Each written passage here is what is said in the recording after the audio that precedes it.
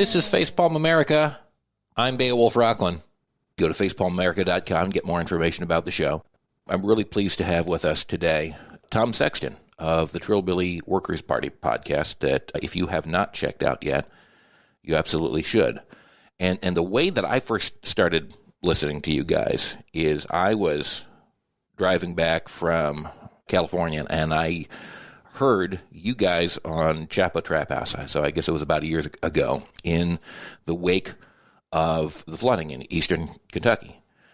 And something about you guys clicked, and eventually I signed up for the Patreon and started listening, and I was just kind of like captivated by you guys. If for no other reason than, I mean, a lot of it is politics, because I lean way far to the left. And I'm interested in also between the kind of contrasts between what is generally perceived, as I'm sure you deal with people saying about all the time, between what is supposedly the deep red, politics of Appalachia and like socialists living in the middle of that. But that happens in all parts of the country, all over the place, because I grew up as a person in very deep blue and admittedly very wealthy, Marin County, California, just north of San Francisco. Like, we're the northern side of the Golden Gate Bridge. And we were total, like, right-wingers, me and my family.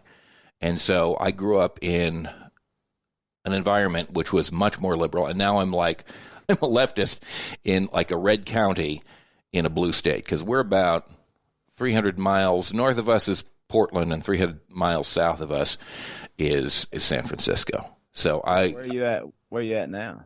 Jackson County, the Rogue Valley. It's a beautiful place, and we're in a city called Talent, Oregon.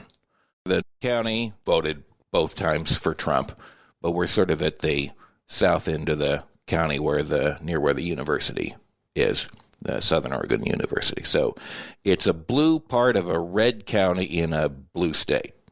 It's just all kinds of weirdness. And I've made the transformation, and I spent many years working in, because I knew the territory, working in right-wing conservative radio. That's how we moved to Southern Oregon, because there was a place called Talk Radio Network, and I produced for many years for many very right-wing people, even though I had since flipped my politics. So I've had a very interesting path. But you guys started on the radio too, didn't you? You started on a local station in Whitesburg. Community radio. Yeah. At 88.7 WMMT, otherwise known as the hip hop giant in the mountains. So that's where we cut our teeth at. Is that a popular genre in that neck of the woods?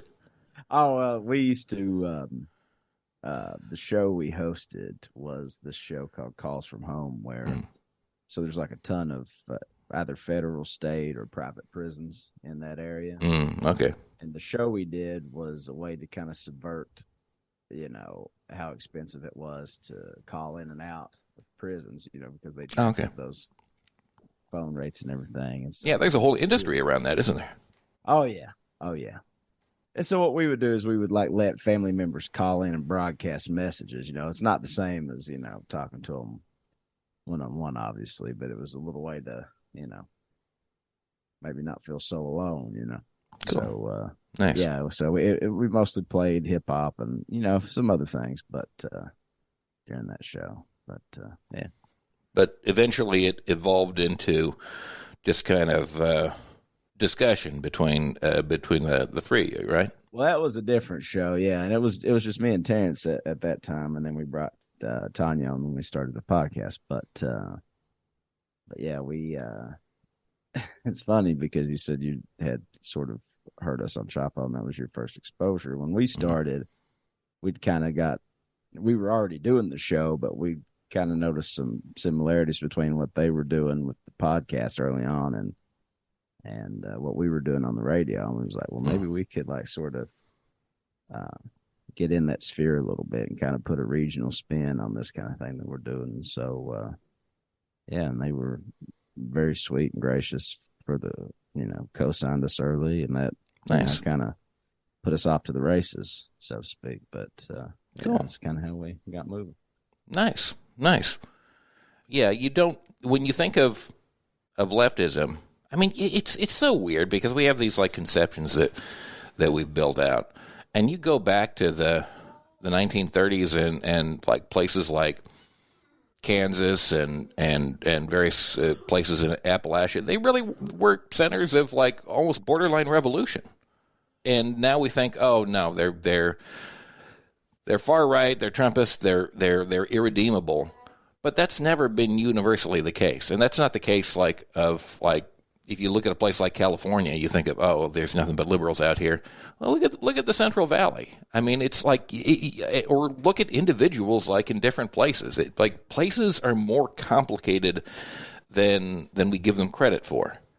Oh yeah, for sure. California too. California kind of, I mean, there are a lot. There are a lot of rednecky places in California too. Dude, let me tell you, it's gotten a fair amount of like publicity recently, but Redding, California, and Shasta County, it's literally been taken over. Like I think 3 out of the 5 members of the Board of Supervisors in Shasta County, where Redding is, are literally like militia members. I mean, like what? and I went there. Like we went through there one time during COVID. Not that it's like completely gone, or probably will ever be completely gone in any way, shape, or form. But I got so pissed off because we were there and we were being super careful, and we got our vaccines and we got our boosters and we were masking up and we were not going out. And admittedly, we were in kind of a privileged place because we run a business out of our home, and we went into it was a Lowe's. One of these big home stores, and it's like not a goddamn person was wearing a mask, and it just infuriated me. I wanted to I went in there with my daughter, and it's a good thing because I was having trouble keeping my temper under control. But they're huge places like that. They're bastions. Like California's a big state. There's a lot of room for right-wing nut jobs and of nut jobs of all sorts. I mean, it used to be Ronald Reagan used to be the governor of California. I mean, like we get these conceptions in our heads because the media tells us again and again, and we kind of repeat it to ourselves and say, yeah, yeah, I guess there's a bunch of liberals out there. But it's just not always the case, and it's not true of a place like Kentucky either, where it's nice to find the occasional rabid socialist, which I really deeply appreciate about you guys, and beyond the politics too. I just really appreciate, too, your willingness to just kind of like talk and bullshit about stuff and just bounce ideas back and forth. I don't think I have like picked up on a similar vibe, like that, like since just like hanging out in college. And it's a nice like discourse on like sometimes like really critical ideas and sometimes completely superfluous ideas. So thank you for that. Like just talking about stuff. I enjoy that. Not everybody is willing to just like relax and talk about stuff. I appreciate that. It could also be an indictment on our lack of maturity, but in either case, we'll take it. No, it's cool. It's. I mean, like, okay, I know there's a progression to it, and you guys like work around to lambasting like whatever ridiculous like article from the Atlantic or the New York Times has popped up recently, and that's cool. But you kind of mosey your way around to it, which I like. It's relaxed. It's cool. You grew up in Whitesburg, actually, right? Yeah.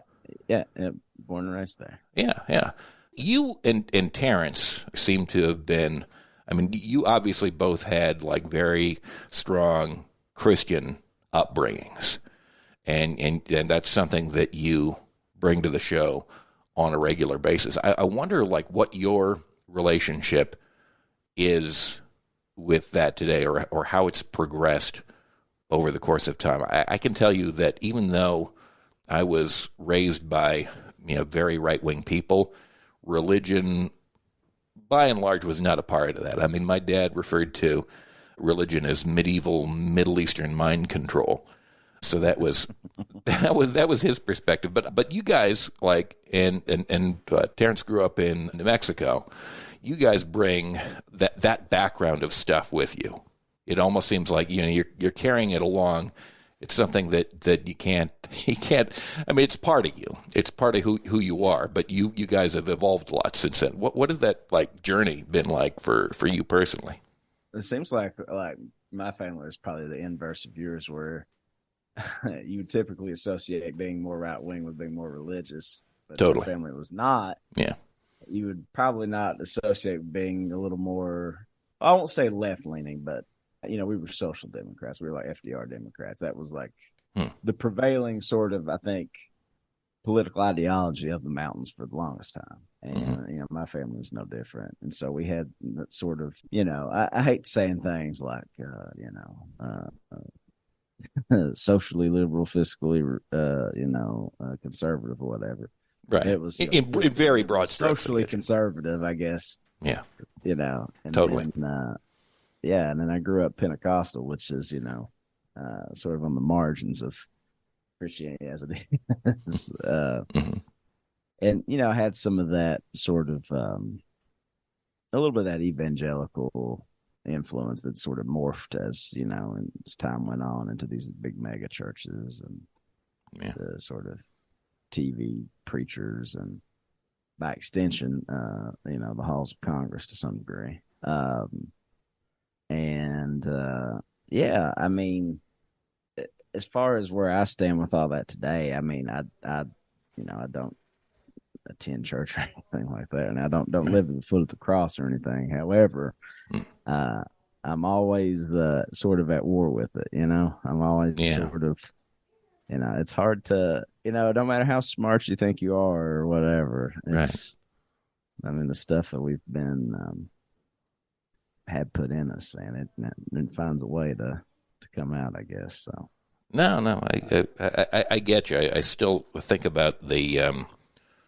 I think we really only ever went to church like a couple of times on Easter and when I was really young. But my mom comes from, and I don't think she ever went to like services or anything herself, but she comes from a Mormon background, and we would, it was just kind of like there in the background, like kind of as a cultural thing, and I still carry bits and pieces of it. Is that what is it when you would attend services, however infrequently y'all would go to Mormon services? Or? No. We would we would go to like Episcopalian services, like total opposite end of the spectrum. And I mean, my mom came from that background, and again, I think it's really more of a cultural thing than anything else. But yeah, no, we never had any direct connection to that. But my dad, I think, as sort of because my dad comes from kind of more of an upscale background, and my mom comes from more of like a kind of down to earth. Yeah, exactly. Yeah. That's where my white trash side comes from, I think. Religion wise, we went to I can remember chewing on a wafer one time when I was 6 or 7 years old or sometime. And I came back to it to try and see, when I was an adult, we came and I tried to see, what's this Unitarian church like? This seems like the most progressive end of what's possible here. And then I kind of got fed up with that because there was a real strong dynamic of, it being dominated by senior citizens, and there was very little room for young people with families. So I said, okay, well, that's interesting, and I like hanging out with people sometimes, but not enough so that I'm going to wake us all up on Sunday mornings anymore. So, and it's a tough sell, It has to really knock, It's got to knock you out. I mean, you really got to make some serious bonds in order to set the alarm on a Sunday morning, and we got other things going on. I wanted that sort of connection, a spiritual one, in my life, but I've just never found something that was right for me. And I guess it's a different situation with you because you have these very strong pieces from your past, and you kind of you've got to be struggling with them and saying, okay, well, I mean, this is a part of me, but to a certain extent, I know that